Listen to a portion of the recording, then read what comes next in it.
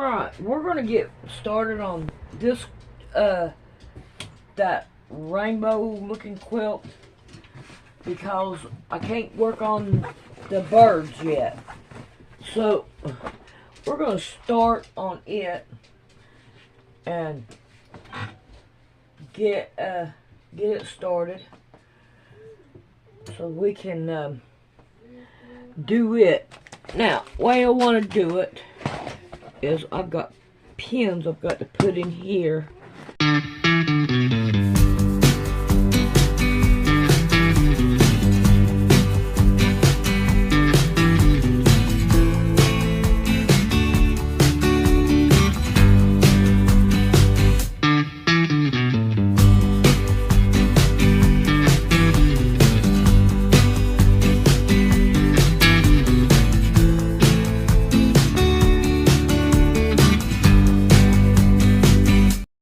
Back in here, and here's what it's going to look like when it gets done.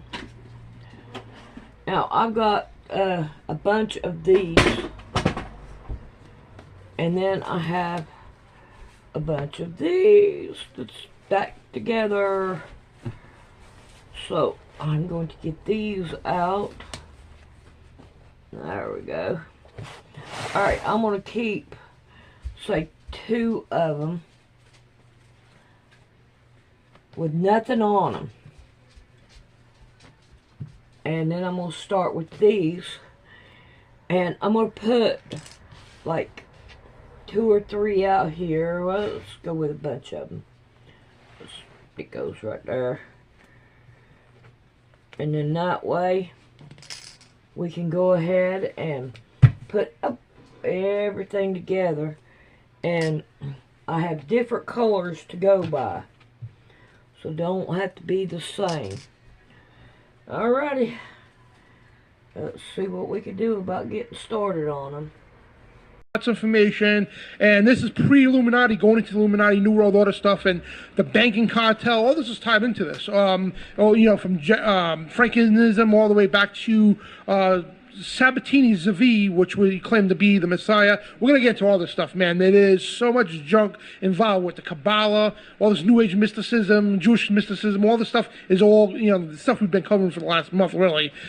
Crazy stuff, man. And tonight, again, we're going to base off of this book by Robert Sefer, 1666, Redemption Through Sin. And wait till you hear some of the sick stuff, man, I'll tell you. But like always, like in the show, just like the Midnight Ride, we don't hold stuff back, guys. You put your big boy pants on, your big girl pants on, and we're going to get really deep into the stuff here. And we got the book right here. Thank you, John, for this book, by the way. When I was out in Indiana, he gave me this book here, and I really been studying this stuff a lot. And wow, crazy, crazy stuff, man. So what's going on, John? Man, not much, and you're right about that. Dude, this is... It's the most interesting part about all of this is it's way more widespread than people may think, and has a huge impact on the Kabbalistic crowd. I'm talking about it's the most popular form of Kabbalism, and that we're going to be talking about tonight. I mean, just what people don't understand about this is what the Bible refers to when it's talking about the synagogue of Satan. This is it, and it's just...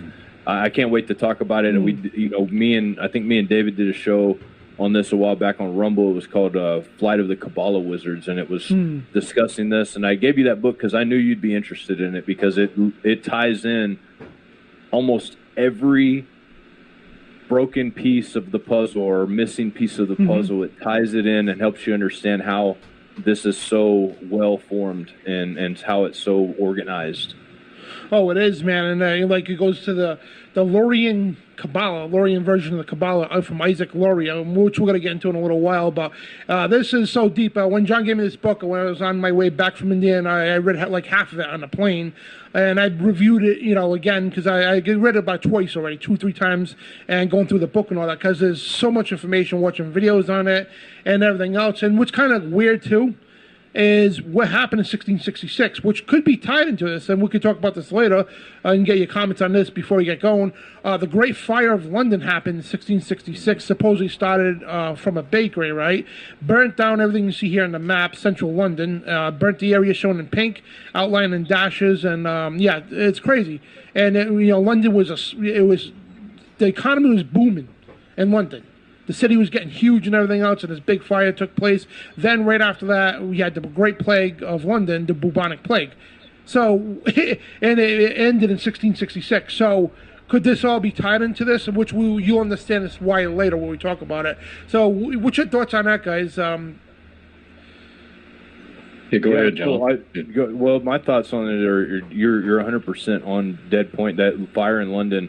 Some of the Puritans that wrote to the leadership at the time and basically said, "This is your judgment," because they made it a rule in all churches in England that they had to subscribe to the doctrine of the English church, and that was the head of the church, and anything spoken against it, people were persecuted. The Puritans were persecuted, ran out of the churches, and this, I believe, it was a result of that. And you're talking about the bubonic plague after that. I think that.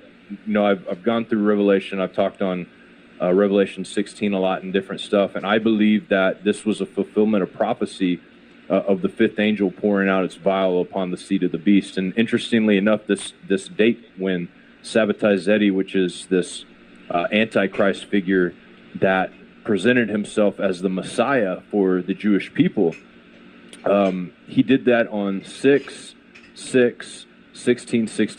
So if you count all those numbers together, they all equal to 666, right? So it's amazing how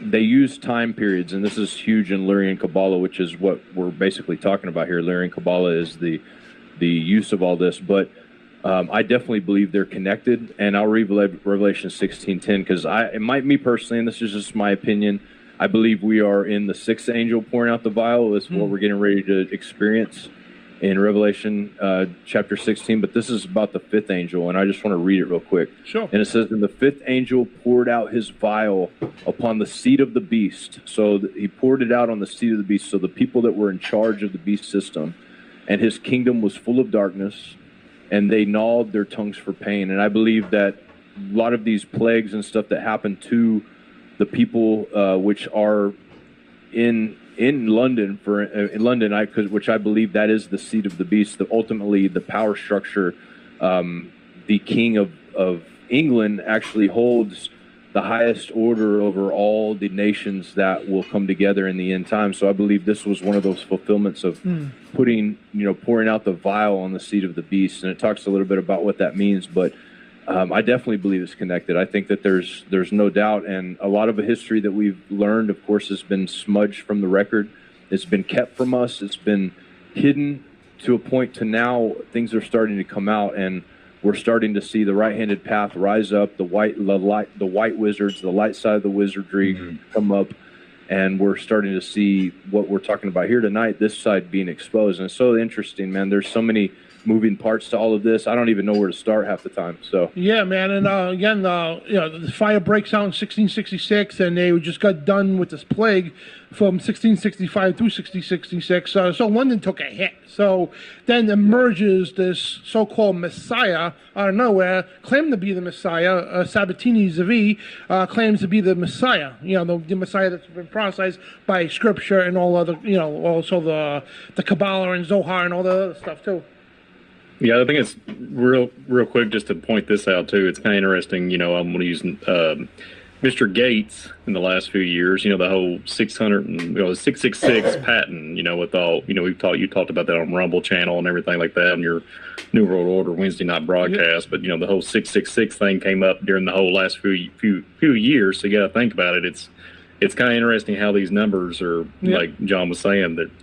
It's very compelling. Patent 666, HR 666. The next 666 year we have, if you think about it, is 6/6/2025. Because if you count the 5, 6, 7, 8, 9, that's the number 9 is what 666 equals to. But that's the next big numerology year for these people that we have.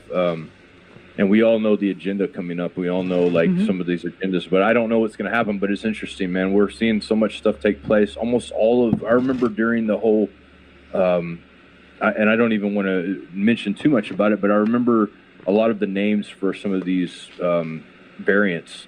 And for those of you who know what I'm talking about, they lined up with certain constellations, such as Omicron, for instance, and it lined up with dating. Like there was a certain date that they pronounced this Omicron, and at the same time, you had people that are trying to change from the WEF and from Davos and all of that, going to Antarctica in an icebreaker ship to view in the Serpent constellation, in the Serpent of Dan constellation, to view this. It is eclipse that had took place on that night, and they were hoping for a prophetic revelation through this to see this new order take up. And I've been reading a lot of different stuff lately, but a lot of what we're seeing here, man, it really ties in with the externalization of the hierarchy, which is a book by Alice Bailey that explains exactly what's happening. In the first chapter, it just talks about the shift taking place, and it explains literally everything we're going through right now, like the shift of exposing tyranny, exposing the pedophiles, exposing all of these different things. And then there's going to be their side that comes through all of this. They call themselves I want to say the prophets of fire, something along those, the wizards of fire. I might as well be the wizards of fire, but they call themselves this. But Sabbatai Zetti was he taught, and you've read this book, Dan, already, so you know exactly what I'm talking about here, but he taught redemption through sin, which he believed that through this form of Kabbalah, through this form, that they would do some of the worst, most heinous acts that I don't even want to mention, that make people blush to mention, including stuff like, family incest, pedophilia, all these different things that they would do, because they believed that by doing that, they were descending to save divine sparks that were lost in evil. And so they believe the more evil acts that they can attain, the more that they are going to be releasing these divine sparks to bring on the new age, to bring on everything. And, of course, in all of these affiliations that they have, you have Sabbatai Zetti, and then you have Jacob Frank, which Frank was a disciple of Zevi. He brought Frankism in.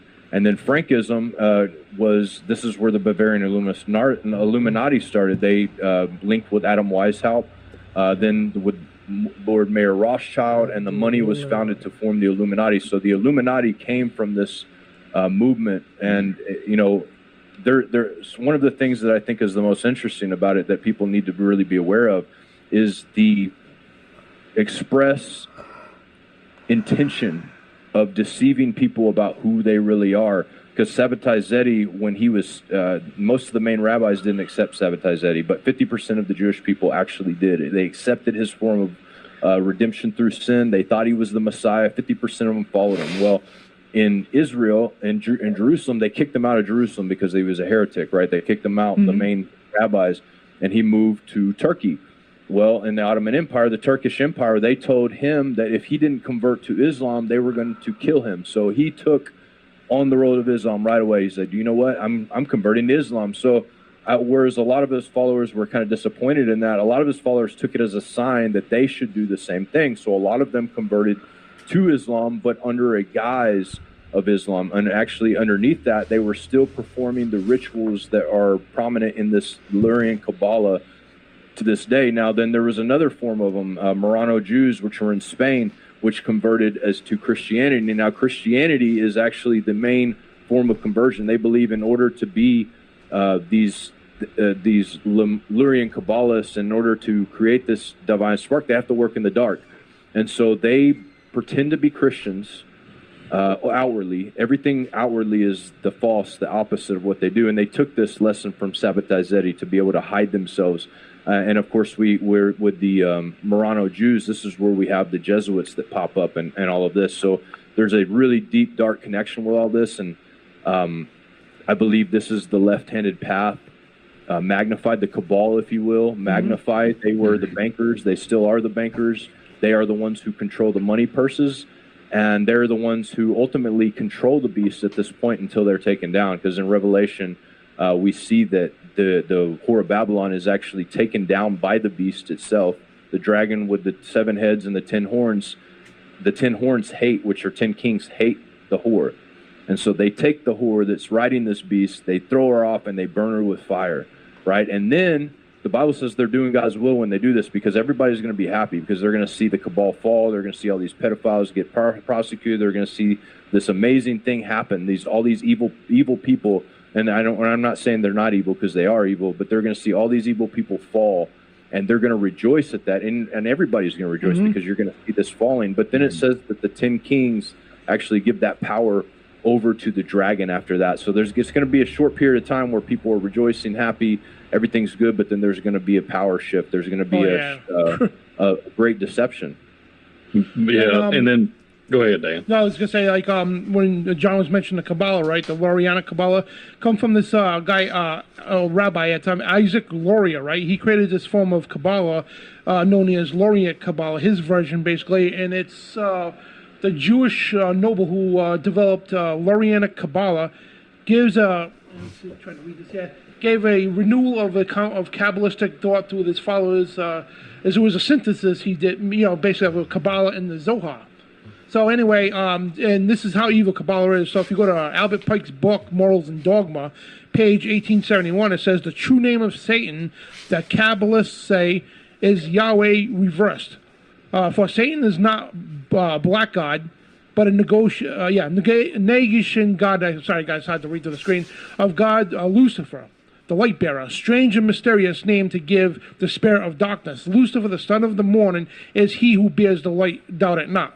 So, and as you go through the book, myself, John and David, recited this book many times over, and clearly saying that they believe that Lucifer is God. You know what I mean? So this is their standing. This is what Kabbalah is about, guys. So I just want to let you know, because I know some people out there that think the Kabbalah is a good thing and everything else. No, these people, this is pure evil, guys. And it goes right into these people we just mentioned, and Sabbatides Zevi, and again, he converted to Islam in 1666. He ended up dying 10 years later. And then you had this Nathan of Gaza, who also spread this Sabatini belief here. And he's spreading all through Gaza and everything else. And then it was, which one I mentioned, the fifth monarchist too. It was an extreme sect of English Puritans, not regular Puritans, but extreme version of them, established in 1649, who believed that Jesus would return to rule the world in 1666. See, why is everything pointing to 1666 at the time, right?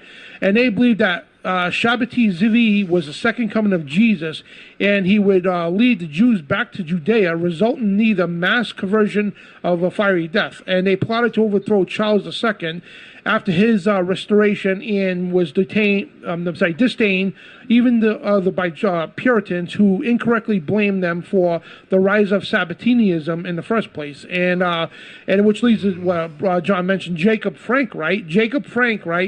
He lived after Sabatini, that he claimed to be the resurrection of Sabatini. So basically, another Messiah, so to speak. So he claimed to be Sabatini Zevi resurrected as Jacob Frank. Yeah. So just want to catch you all up to date. And, so this makes sense to people that's tuning in and everything else. And so there, Jacob Frank asserted that God, the Creator, was different from the God who had revealed Himself to the Israelites. So basically, he's preaching another God.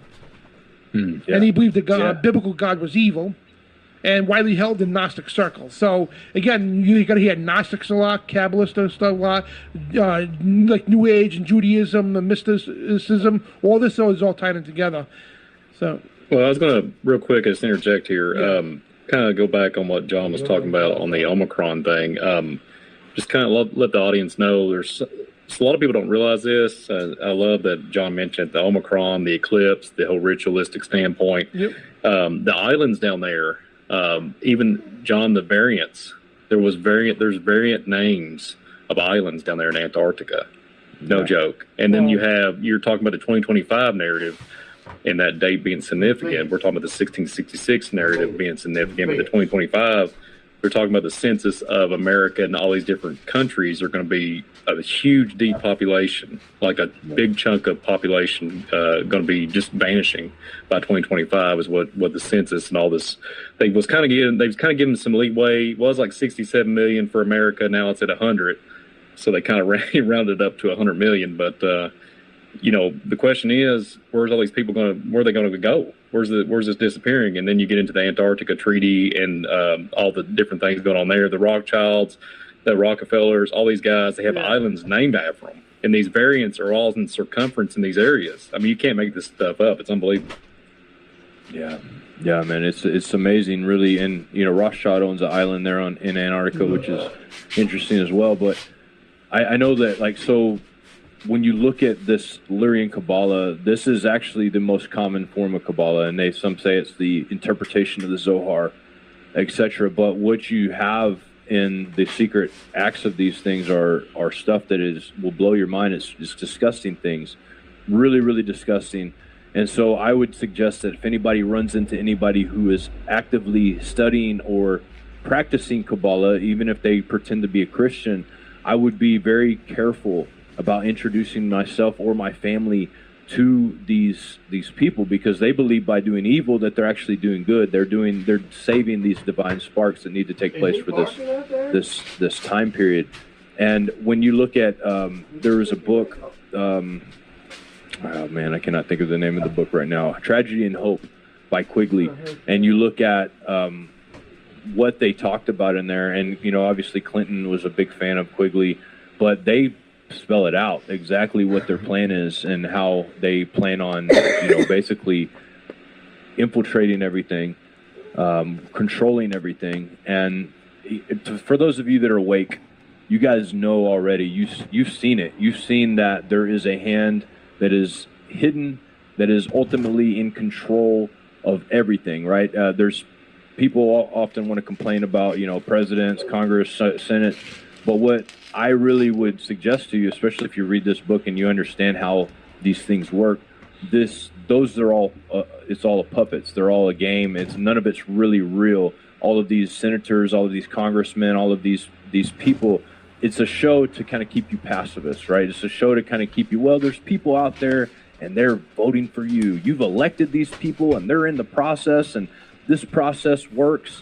And I hate to say this because a lot of people really believe that this is the case, but I'm telling you, it's no different than WWE. It's no different than, I don't know how old some of you guys are. I know Dan's a wrestling fan, but you remember when NWO was they were the bad, like there was the Shills, right? There was the Shills, and you have this horrible, these fights going on, and you get to a point to where you can't stand the evil. It's just so bad. You got all these bad guys that are constantly winning matches, and they're spitting in your face, telling you're a bunch of scabs out there, listening.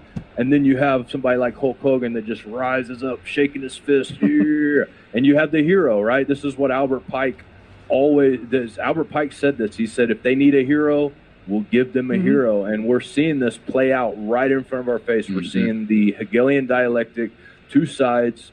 Unfortunately, what's happening through a lot of this stuff, man, these people have become so good at hiding in the dark, and now they're being exposed. They're being exposed for what they are, and that's part of the agenda.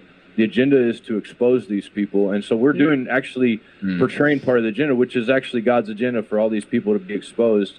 But at the same time, when the story flips, we have to be aware that yes, they're being exposed, and yes, it's a good thing they're being exposed, but the hypeness behind the people doing it is no different than being hype about the right-handed path and about white wizards. It's no different, because these people that are actually exposing these are only the ones that they're not the only people exposing it. There's been people exposing it for a long time, but they, media attention goes to those who are part of the big show.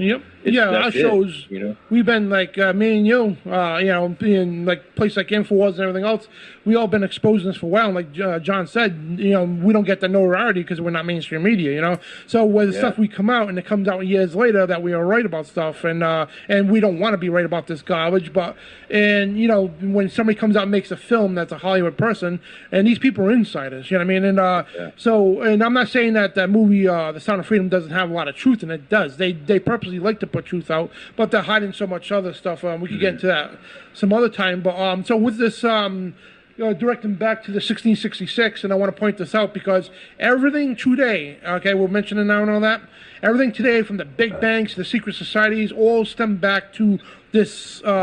These events, I'm sorry, I can't get that out of my tongue. These events, okay, that stemmed from this whole 1666 movement, right? So basically, this is the book here, 1666, Redemption Through Sin, page 66, not a coincidence, huh?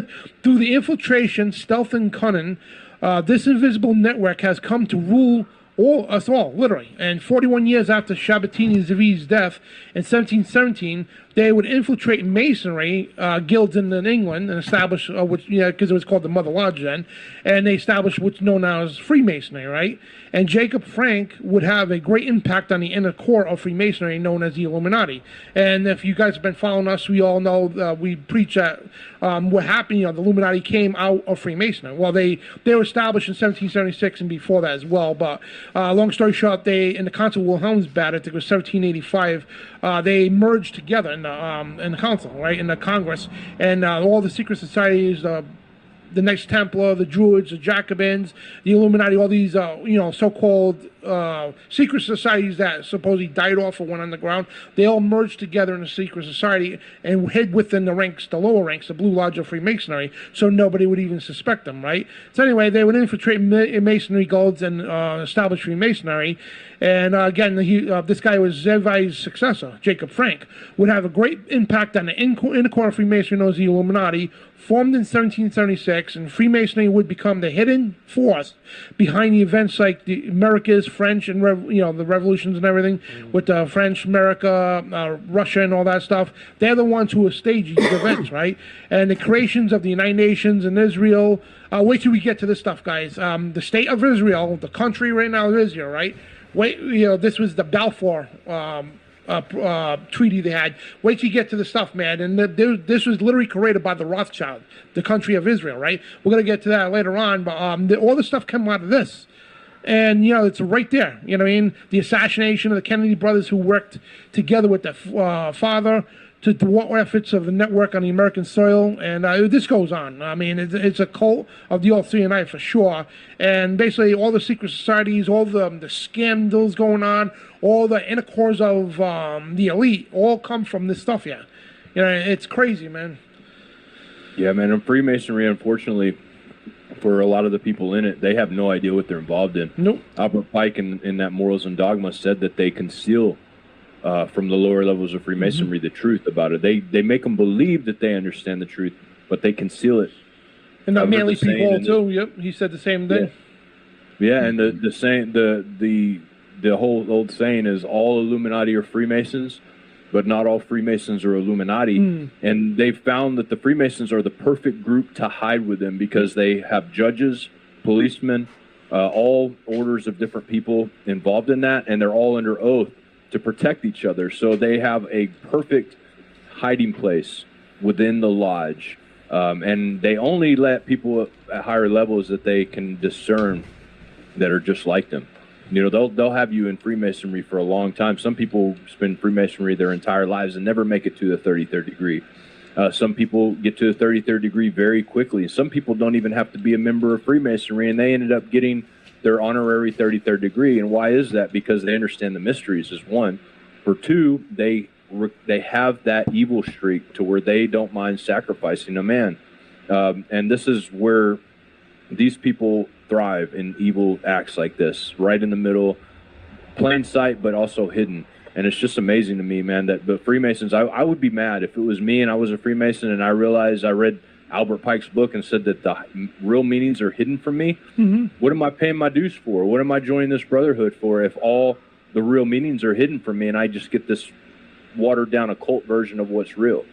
Exactly. Yeah. Then also the Oddfellows too, John and Dan. The Oddfellows that hide behind them also. So it's like it's amazing. It's amazing how this has all been going on forever. So. Yep, and John Robison's book, Proofs of a Conspiracy, he even talks about he was he had connections with Adam Weishaupt. I mean, he obtained a lot of his records and all that too. But Proofs of a Conspiracy, he talks about how when Freemasonry that Council of Wilhelmsbad, right? It was a Congress of Wilhelmsbad, I'm sorry, that when it happened, they merged all these secret societies together, and they literally said that everybody was well aware of Freemasonry. They expected a little of it, and that's why it was a perfect concealment place to hide within the ranks, the inner circle of Freemasonry, so people would not suspect it. You know what I mean? So, because the thing is, the public knew about Freemasonry. They're like, yeah, whatever, they're right. You know what I mean? They do no harm. So they hid within the Blue Lodge, the first 3 degrees, and within the inner circles that, again, John said that most Masons had no clue at all about the Illuminati even existing. You know what I mean? So that's where they hid, and they had to hide for a while because they were being hunted down and everything else. Damn the Knights Temple. We could go on forever, but all this came out of this whole ordeal with this Kabbalism and everything else. And yeah, man, the Synagogue of Satan is very prominent in this, and it's interesting too because the towns where this Illyrian Kabbalah started is actually mentioned as in Revelation, and it talks about the Jews who say they're Jews but they're not, but they're the Synagogue of Satan. It mentions that exact town where all of this transpired in there, and it's just pretty amazing to me that like this, it's encoded in here for us to see exactly who it is. I think the biggest issue and the reason that I even like talking about this mainly is because there are people, believe it or not, for those of you who are in the church, for those of you who are involved in Islam, for those of you who are involved in whatever you're involved in, there is an element within your mainstream organizations and almost every organization at this point that these people are involved in. In fact, this hidden hand is like kind of like the Order of the Owls in Batman. Do you remember that? I don't know if you guys ever watched Batman, but the Order of the Owls were this order.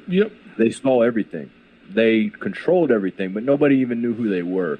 The people that were in control of the town had no idea that these people were controlling things because they were interjected themselves in every single life, every single power structure, religious power structure, monetary power structure, etc., and they inserted themselves into this. Now, Weishaupt and Frank and all of these people, Weishaupt brought just a wealth of information in that manner because he was a Jesuit and he was in charge of helping create this structure. And so what he brought to the Illuminati was the structure of Jesuits to be able to infiltrate and continue to get involved in every single aspect of life. Now, they're already printing money. They're already doing that, which, Rothschild said, I don't care who makes the laws. Let me print the money. That's all I care about because as money talks. Money is the thing that controls everything. The Bible says the love of money is the root of all kinds of evil. So these people control the money. They get involved. I mean, I don't know about you, Dan, but I've been, we've had people try to infiltrate our organization for a very long time. And a lot of